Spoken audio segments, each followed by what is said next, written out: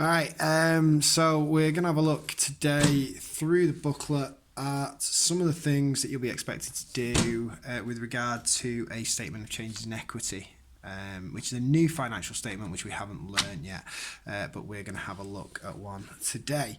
So we're going to start off by looking at the balance sheet of a limited company. So on page 12 of your booklet, you can see we've got a balance sheet for Orion PLC. You'll recognise that mostly looks normal in comparison to the sole trader one. It's got your non-current assets, your current liability, your net current assets, your non-current liabilities, and then your net assets. So it's pretty much as we've seen before, with the potential exception of a little bit in the non-current assets, which I'll explain shortly. So you can see in our equity section, we've got our authorised share capital, which you'll remember is the amount of shares we can sell. We've got issued share capital, which is the amount of shares we have sold. And we've got the capital reserves, which is the share premium account. The share premium account is where we've sold shares over and above their nominal value. Our shares are normally £1 each. So we've obviously sold some shares for more than that £1, and anything we get over that £1 for our shares has to go into this share premium account. We've also got a revaluation reserve. Now that'll be partially explain, hopefully, the freehold land and buildings, which you can see are listed at the valuation price rather than the cost price. We understand that the cost concept tells us to record our assets at cost. However, it does allow for any increases or decreases in assets to be shown within the balance sheet. Obviously, some assets will rise massively in value over time. Land and buildings being the most obvious example. So in order to show the true and fair view of our assets, then we can show any increases on our balance sheet. So our revaluation reserve there is £20,000.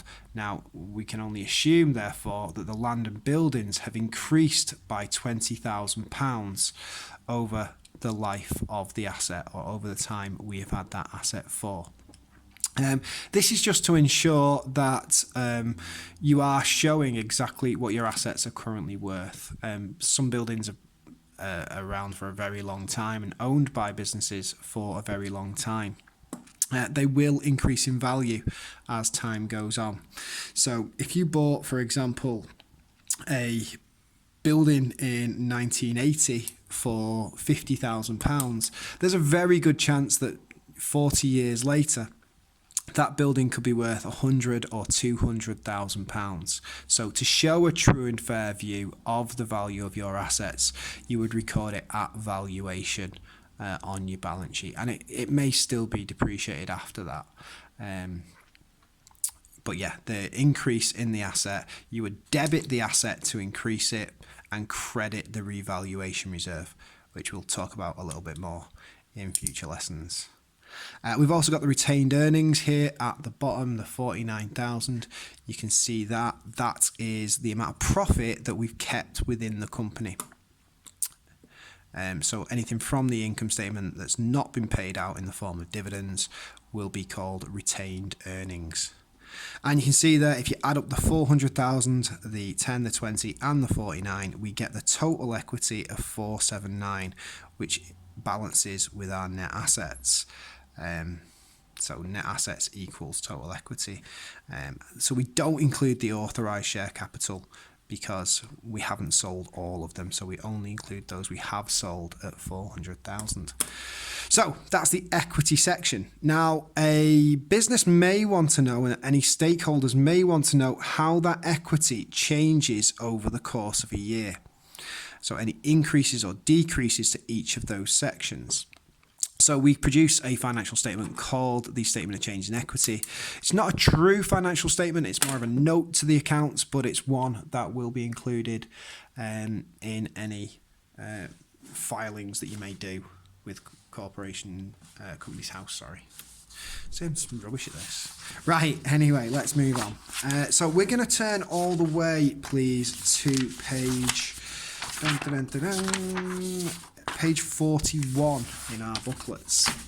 And you can see we've got a statement of change in equity there that I have started to complete. So your top line of your statement of change in equity is last year's balance sheet, or last year's equity from the balance sheet. There's a column for each of the items within the equity section, with the exception of authorised share capital. That never changes, so it doesn't need its own column. But you will have one for issued share capital. We've got a share premium. We've got other reserves here, but that could well be revaluation reserve. And we've got retained earnings as well. So we're going to have a quick look at it. So as I say, top line is the balance sheet from last year, the equity section. You can do a total column here, but in recent years we have seen that taken away by the exam board, but it can be filled in. Feel free to do so. It's simply the total of each row put into there. So what we do once we've got that first row in is we work chronologically throughout the year to see what has actually happened. So you can see we've got an issue of shares happened after the 1st of April. So we sold some shares, £7 million, but we sold them at an extra amount of 135 million over and above the original share price. So that extra goes into the share premium. The profit for the year, the amount from the income statement. Remember the very bottom profit on the income statement for a limited company. Remember there are 3 profits: operating profit, profit before tax, and profit for the year. We want the profit for the year, the very bottom one, put onto our retained earnings. If there's any movement to any other reserves, that can be recorded as well. So you can see we've got a movement to a general reserve here. So it reduces the retained earnings and increases that other reserve. All right, so we've obviously kept some profit to buy a particular asset perhaps, so we just transfer that across so it doesn't get caught up. And we've also got the equity dividends paid in the year, so that is the amount of profit that's been paid out to shareholders, 1032, and that reduces the retained earnings. So you can see there, if we total them all up, we've got issued share capital at 397, share premium at 4511, 50 in the other reserves, and 9350 in the retained earnings. So that now tells us the equity section for this year's balance sheet. Okay, so we can simply fill that straight in on our balance sheet. So we've got a little example, a little extract from a balance sheet here, and we simply take that information from the... Sorry, somebody's walked in. That's proper embarrassing. Okay, yeah. So we can then have the other reserves at 50 and the total retained earnings at 9350. So you can then total them up and find your total for the equity section, which would balance with net assets. All right, don't forget to do that. It's very important. I'm not going to do it. I'm going to let you do it. I'm sure you can add that up yourselves. So there you go. Okay, so one thing I do want to mention is the fact that you'll notice that there's a lot of empty spaces within this. Obviously, if we just ignore that one, we don't particularly need that one for now. But you'll notice all these are empty. Not everything is going to affect every part of the equity section. So an issue of shares will only affect the share capital and the share premium. Has no effect on retained earnings at all because it's nothing to do with profit. Profit and dividends only affect the retained earnings, have nothing to do with the amount of share capital or the share premium. So there you go. That's that. So we're gonna move on. I'm gonna just flip to page 43, which just turn over the page a little bit. You can see another example of one filled in. Again, you can see lots of empty spaces. We've got our top row, which is the balance sheet from last year. The bottom one which is the balance sheet for this year. All of this is explained around the page, and you can see where we've got an issue of shares going into capital and the premium. The revaluation just goes into the revaluation reserve, nowhere else, and the profit and the dividends paid go into the retained earnings column. We total them all up at the end. Robert's your mother's brother. So there you go. So that is a statement of change in equity. That is today's first lesson. So you can have a little look at that and see how you feel about it.